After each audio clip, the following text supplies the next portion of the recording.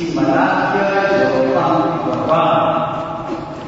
familia si akul kejo pada tidak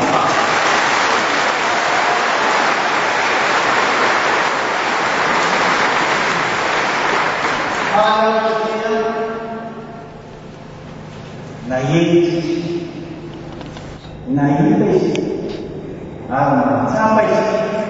pada dia Indonesia dia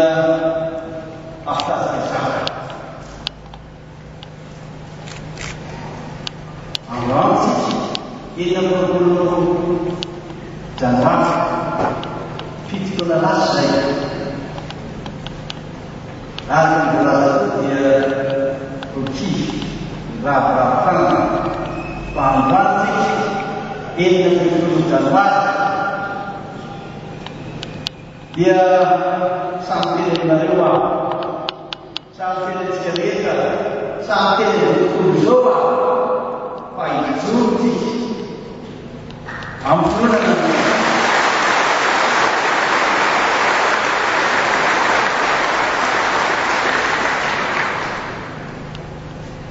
usai Arab Saudi itu arah sejarah kajian yang dia dulu kita selesai surah memang terlebih di afas mana petir supaya bahwa ada tadi apa yang ada kisah manusia asal anjir sampai dalam mana ini dapat ini dan sudah akhirnya tak jelas itu saya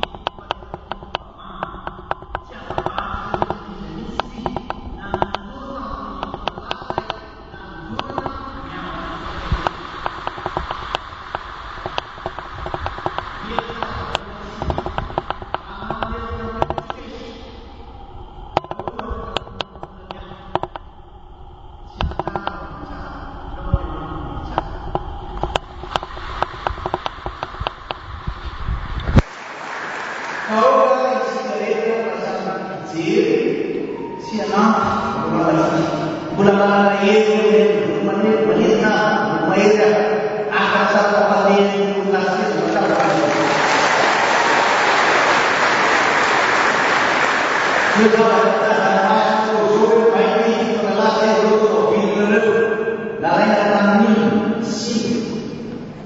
Yesus sendiri, Yesus nak semua pernikahan apa beliau naik,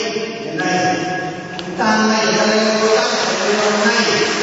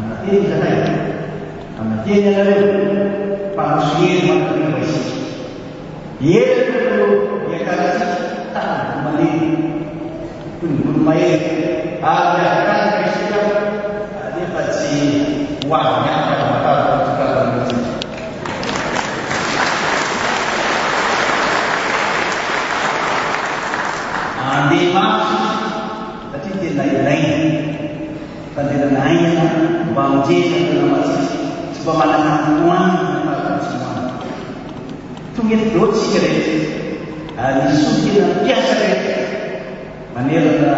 Madagascar. Yang biasanya Masyarakat, dia punya ratsu, dia punya patah,